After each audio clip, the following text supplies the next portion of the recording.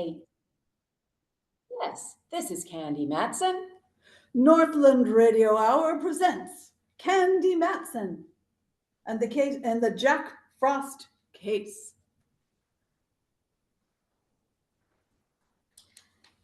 Candy over here. What? Why, MYRA Fisher? What are you doing here in a department store with your work clothes on? I work here, dear. Well, I must say, on you it looks good. What do you do here? Oh, I'm head of advertising and promotion. Oh, well, quite a spot, eh, girl? Well, it was until this morning. Now my neck is in the fire. What'd you do? Forget to proofread one of your ads? Nothing so trivial, dear, believe me. But am I glad to have bumped into you? Maybe you'll change your mind when I tell you I've been shoplifting. No, I'm serious, Candy. Could you spare me a moment and come up to my office? Well, sure. And wipe that frown from your brow. It's wrinkling your makeup. Well, yours would wrinkle too if you had a missing Santa Claus helper on your hands.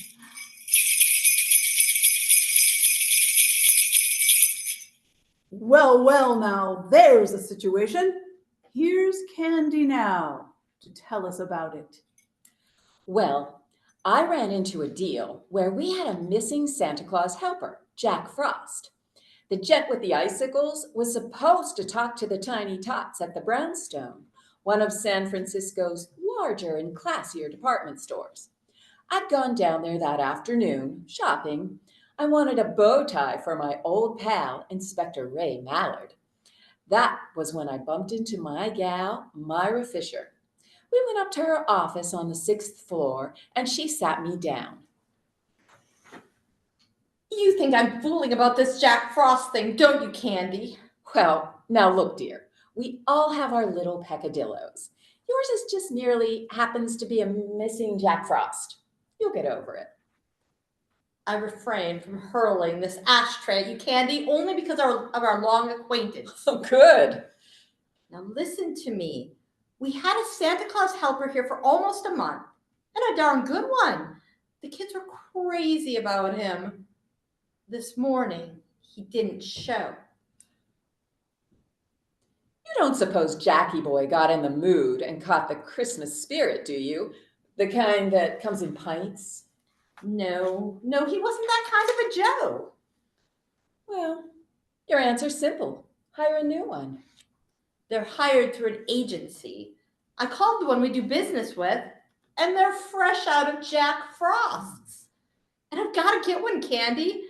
Otherwise, I come down 10 notches in the opinion of the brass. I don't want you to think I'm unsympathetic, MYRA, but what can I do? Well, you get around. You know people. Find me somebody, anybody, who'll take over the job of being Jack Frost. Well, okay. I'll do the best I can, MYRA. Candy, you're a dear. Yeah, one of Santa's dears. Okay, I'll try and find you a Jack Frost. But don't hold it against me if he turns out to look more like Humpty Dumpty. I went home and looked up the Webster definition of soft. It said, soft, easily yielding to pressure. That was me, Candy Matson, girl dope. Here I had all my Christmas shopping to do, and I agreed to find a substitute Jack Frost. I had no idea where to start, so I changed into something red and green and went over to see my friendly advisor, Rembrandt Watson. Rembrandt is a photographer, and excellent too. Candy Dove, how delightful. Do come in, won't you? Thanks, Rembrandt.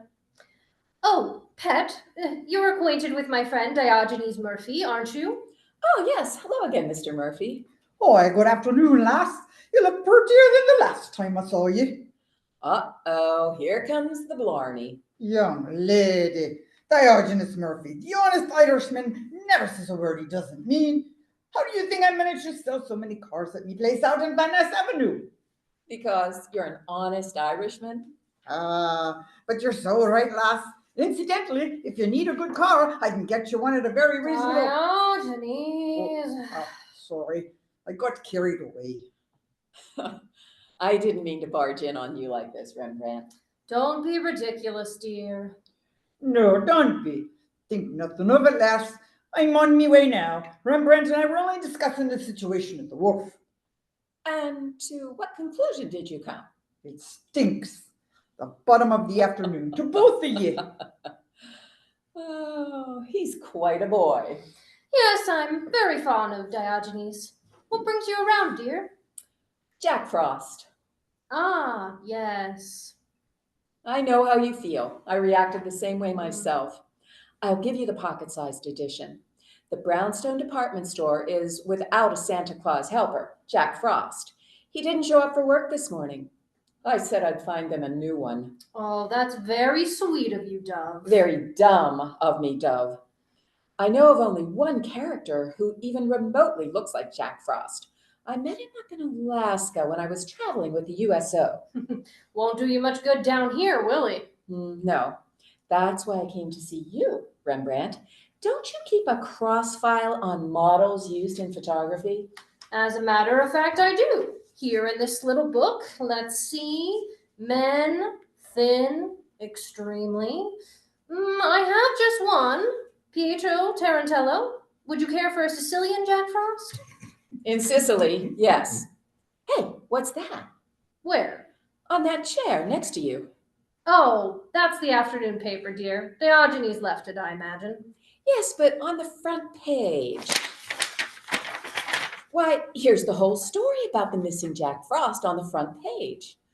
Oh, let's see, the Brownstone, Jack Frost. What he got in his Christmas stocking. A slug through the head. That's no way to treat Jack Frost. And here's a picture of the guy without his false icicles. What a ham. Looks like he stepped right out of an 1890 Shakespearean play. I hate to say this, Rembrandt, but he resembles you. I take back what I said. Rembrandt. Divorce yourself of that tone of voice, Candy. I don't like it. Rembrandt, I've got an idea. Oh, you usually do. You like little children. Can't stand them. You like to talk to people. I abhor conversation. You like to be charming. Lost my charm. With the help of a few icicles, Ducky, you're going to be Jack Frost.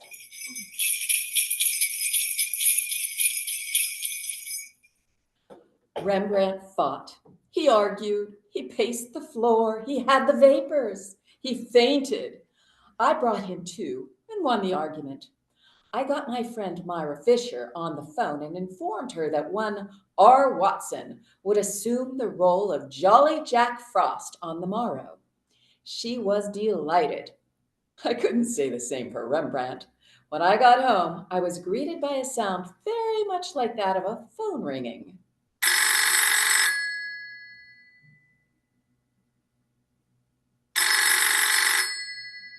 Hello, Candy Matson. How do you do, Miss Matson? Allow me to introduce myself. Allowed. My name is Burke, Prentice Burke. I'm the first assistant vice president of the Brownstone. Brownstone? Oh, yes, that's a store of some kind, isn't it?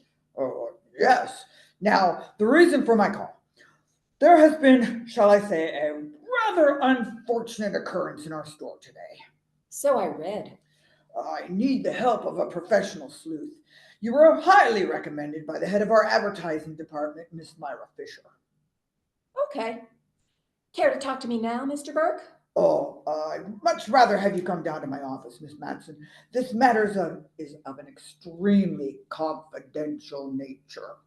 I'm your girl then, figuratively speaking. How long will you be there? As long as necessary. That's up to you. Very well. I'll be there in half an hour, if I can find a place to park. I only had time for a fast change. Then I climbed in my car, drove down Kearney Street, waved a crisp single under the nose of a hotel doorman, and had my car taken care of. Then into the brownstone and up to Mr. Prentice Burke's office. I flipped a hip past the girl secretary and walked on in. Burke was waiting for me, that was obvious. I could tell by the expression on his face. It was worried look number 12B. How do you do, Mr. Burke? I'm Candy Matson. Sit down, won't you? Thank you. Now, our subject is what? A man named Jordan, Ralph Jordan to be exact. Oh, well, that's a relief. For a moment, I thought you wanted to talk about Jack Frost. That's it. He was Jack Frost. He was working here up until yesterday afternoon. Maybe you read about it. He was found shot today. Yes, I read about it. That's the reason I've called you. Why didn't you have your own store detectives take over, Mr. Burke? Oh, no. That would never do. I want no one in the store to know what's going on. Ah, intrigue. Quite possibly.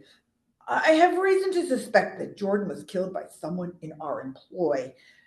I want to find out who that someone was before the police do it and splash it all over the front pages. Publicity conscious, eh? Well, business has been off for a whole year, and any bad breaks in the press would hurt us that much more. Maybe you've got a point there. Okay, I'll take the job. You say you have a suspicion.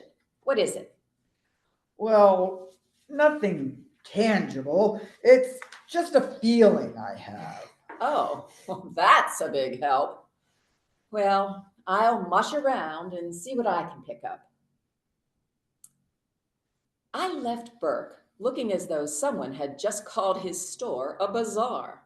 It was closing time, so I hefted my way through the crush and retrieved my car from the doorman. The Hall of Justice is right on my way home, so I decided to drop in on my old pal Mallard, Inspector Ray Mallard of San Francisco Homicide. A nice guy to serve coffee to on Sunday mornings, if you could ever lasso him. I could never get strong enough rope. Candy, what brings you around here? I hate to have my Christmas ruined so early. What about that Jack Frost character? Oh yeah, poor guy got it good. Where'd you find him? In his apartment over on 17th. He lived near Seal Stadium. Why so interested, Candy? Rembrandt's a dead ringer for that guy. I still don't get what The gal who is the head of advertising for the brownstone was going out of her head for another Jack Frost. I talked Rembrandt into taking the job. It does sound funny, doesn't it? Bring me up to date, Mallard. Did you get any dope on the killing? Oh, nothing but a 45 slug out of the guy's wall. Ballistics is checking it now. Nothing else? If I did, should I tell you? No, I guess not. This goes beyond the normal curiosity, Candy. What are you drilling for? Oh, only that I'm worried about Rembrandt. I got him the job. I'm responsible. I wouldn't want anything to happen to him. Uh-huh. Okay, let's forget it. How about dinner tonight? Oh, I fought this thing long enough. Okay. Candy. Yes, Mallard. Well, we've known each other a good long time, haven't we? That's right. And we've had our little quarrels, little misunderstandings. Oh, but they never seem to last long, do they? No, and that's why I feel like I have every right to ask you a question. Maybe I should wait till tonight. No. Go ahead. Now's as good a time as any. Perhaps it is, Candy. You get around. You meet people. Do you know anybody that could get me a couple tickets to the Rose Bowl game? My brain lit up like a Roman candle. I stormed for the door, turned back, stood there, my jaw waggling helplessly. Then I stuck my tongue out at Mallard and left. It was the only thing I could think of doing. Oh, he makes me so mad. But inside half an hour after I got home, I started to laugh. Felt better. Just as I was puttering around getting ready, the apartment buzzer buzzed. Is that Mallard? Much too early. Oh, well, Myra, what a surprise. Do come in, won't you? Oh, no, thanks, Candy. A friend of mine's waiting in his car outside. He's driving me home. Oh, I'm sorry you can't stay for a moment. Oh, so my dear, I just dropped by to leave this. Merely a little token of thanks for getting me off the hook. Oh, Myra, there wasn't any need to do that. Just a few pair of old stockings, dear. Getting me with my new Jack Frost means more than you know. Here, please take them, along with my deepest thanks. Well, thanks so much. A girl can always use them. Are you all set with my friend, Mr. Watson? Oh, yes. He came in this afternoon and filled out his withholding tax and so on. Very nice. Oh, good. I think you'll find him very efficient, Myra. Oh, pardon me. I didn't mean to startle you. Oh, Mallard. Silly of me. I must have jumped a foot. Oh, that's all right. He frightens me, too. Myra, I'd like to have you meet Inspector Mallard. Inspector, Miss Fisher. How do you do? Well, fine, thank you, now that I've caught my breath. Do forgive me, Candy, but I must rush. See you soon, I hope. Tomorrow, Myra, I'll be down to see how my lad's doing as Jack Frost. Thanks for the stockings. Well, aren't you going to invite me in? No, I'm not. Here's my coat right here. What's our hurry? Come on, let's go. I'm starved. Well, I thought we could have a cocktail here before we left. You thought wrong. 2 tickets to the Rose Bowl. From now on, you earn your cocktails, Mallard. We went downstairs, and as I locked the front door, a car was just driving off. It was Myra, and she waved. And driving, if these tired old eyes hadn't deceived me, was Mr. Prentice Burke, Vice President of the Brownstone. Well, Mallard and I climbed into our car and drove out to the Cliff House. We had dinner, and after, I suggested we walk a bit. Penny for your thoughts, Candy. Inflation is still here. All right, well, make it 2 pennies. Well, I was just thinking. Oh, the headlights from that automobile are shining right down on us, and we... Mallard. Candy, what's wrong? Got your flashlight with you? Sure. The lights from that car, they shone down on something. Down there, under that tree. Candy, just for once, can't you stop digging up a mystery? Be human. I am being human. Come on, Mallard. I want to see what's under that tree. We scrambled around through the brush, slipped into some sliding sand, and rode the crest down to the tree. It wasn't easy to get around some of those brambles, but get there I fully intended doing, because what I saw was red, bright red. You okay, Candy? Nothing that a new pair of nylons won't fix. Shoot the flashlight this way a bit, Mallard. There, that's it. Now do you think I'm dreaming things up? What is it? Wait till I hold it up. Well, it looks like some kind of costume. Right? And look, if those aren't bloodstains, I'm a Labrador Retriever. No, you're Candy Matson. Those are bloodstains. How was your boy dressed when you found him? Torn slacks, sweaters, shoes, no socks. This was most likely his costume then. Yeah, don't move around too much, Candy. I want to have a good look at the ground. Hey, what are you doing down there? Who's that? The police. Now get up here and don't try any tricks. That's all right, officer. This is Inspector Mallard, homicide. Oh, sorry, Inspector. That's all right. Stay right where you are. We'll be right up. Oh, this is a break, Candy. I want you to drive me to a phone. I'll leave the officer here to guard the place. You can go home. I've got work to do here, okay? Yeah, sure. Well, for once we had dinner before you had a chance to break the date. This baby was hard to reconstruct. Was the guy knocked off out there at Land's End, or was he bumped off at his apartment, the killer driving way out to the beach and hiding the costume? Only time would tell. In the morning, I went down to the brownstone. The shoppers were already swarming through the place. I spotted a floor walker and strolled over to him. Pardon me, sir. I said, pardon me, sir. I'm very busy, young lady. Make it brief as possible. You do work here, don't you? Of course. You are the floor walker assigned to this section. That is correct. Come to the point, please. I have a good mind to report you. As you wish. As I said, I'm very busy. Now, what is it you wanted to know? The words are like gall in my mouth now, but where do I find Jack Frost? Right over there in the back, 2 aisles over. Thank you Not at all. very much. Of all the high-handed characters, people like that make me steam. I was getting up a full head of dander, but it simmered out before I had a chance to boil over, because as I rounded a corner, I saw a frosty boy up on his platform with the cutest little kid sitting in his lap. Well, look who we have here, a great big boy. Hello there, son. Hello, Jack Frost. What is your name? Topper. Topper. My, what a fine name. How old are you, Topper? You're 5.5. 5.5. Well, you must go to school, Topper. Which one? Garfield. Garfield, that's good school. Now, tell me, what would you like me to have Santa tell you to bring you for Christmas, Topper? An electric train and a baseball bat.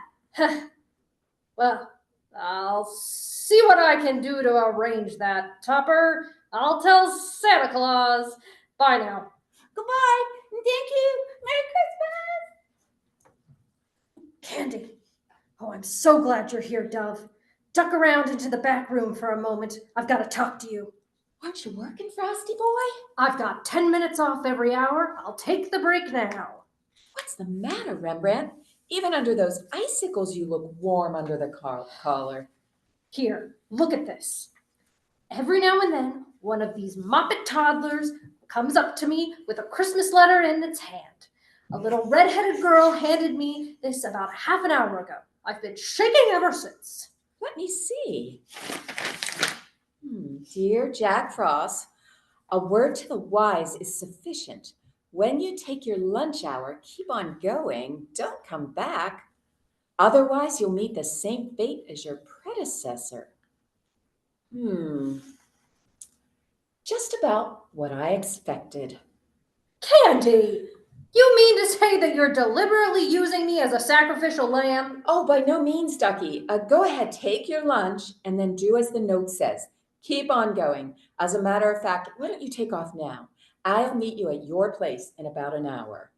That's the best news I've heard since Nelson's victory at Trafalgar. I whipped upstairs, reported to Prentice Burke, got my first day's check, and then I went back down on the floor again. Sure enough, there was my boy, the floor walker. I wanted to have a few more words with him. Oh, you again. If you don't mind, I was just up to see Miss MYRA FISHER. She wasn't in. Have you seen her down here? No, and what's more, I won't see her all day. She phoned saying she was feeling ill. Most inconsiderate, I must say, during the holiday rush. Yes, I must say. Could you give me her address? She's a friend of mine. I've got to see her. Her address? Why, yes. I'll write it down here on one of my cards for you. MYRA FISHER, 227 F Union Street. There. Thank you.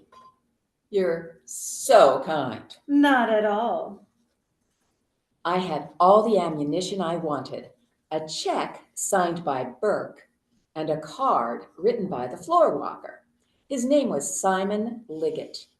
With that, I ducked into a phone booth and called Mallard. Homicide, Mallard speaking. Good boy. This is Candy. What did you find out at Land's End last night? A couple of very juicy footprints that gave us nothing. Did you make any casts of them? Sure. Mind if I borrow a couple of them for a few hours, Mallard? I don't see how it'll hurt. Sure. Okay. Thanks, Mallard dear. I'll be by in a moment, and I want to borrow you too.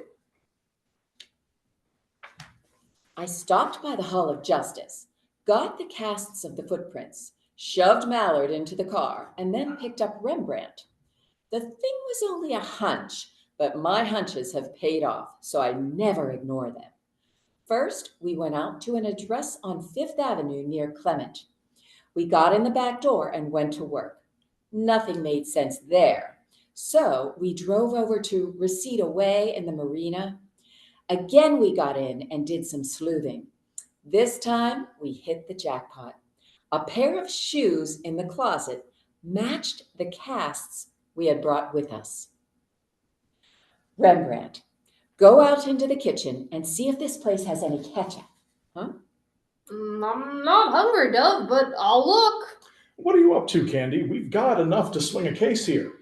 I'm working for a voluntary confession, Mallard. Tell me, what was the position that Jack Frost was in when you found him dead? In a chair like that one, his head slumped down on his chest. Good. Here's the ketchup, love. What are you putting it on? You? What? Without the bun or relish, Ducky. Sit down there, will you? Now, just go limp, Rembrandt, and hang your head down.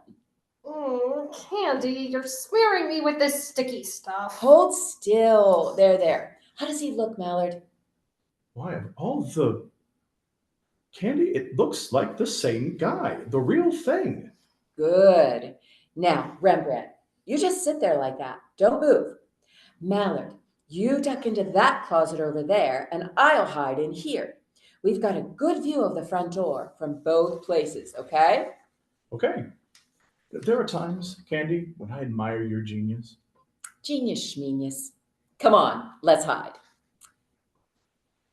The golden shafts of sun, splashing in through the window from the ocean, slowly turned pink, then purple, then into twilight. The minutes ticked on. 5 minutes, 10. Then we heard muffled footsteps coming down the hall and a key inserted into the lock of the apartment door. No! No. Oh, it can't. The old fool I killed?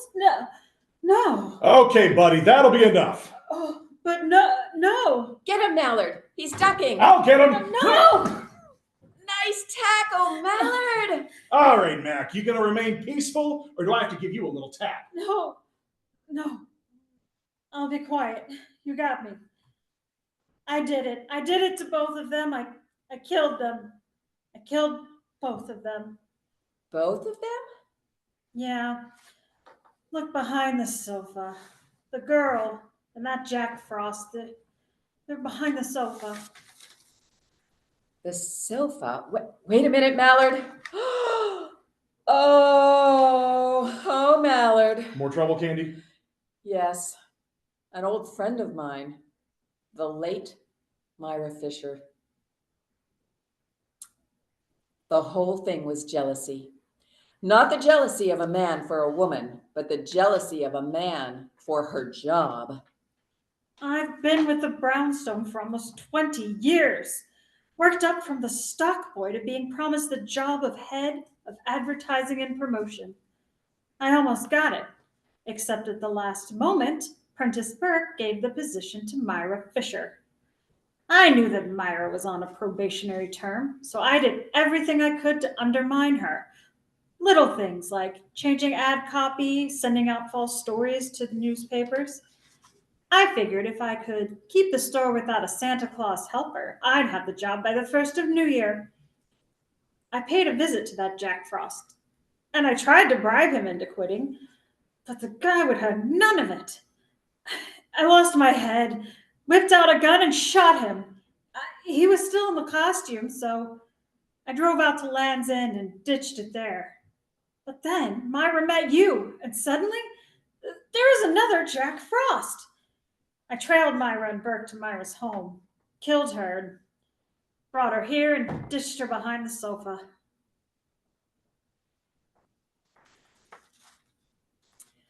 The next morning, after killing MYRA, Liggett wrote a note to Rembrandt and gave it to one of the little girls waiting in line to see him.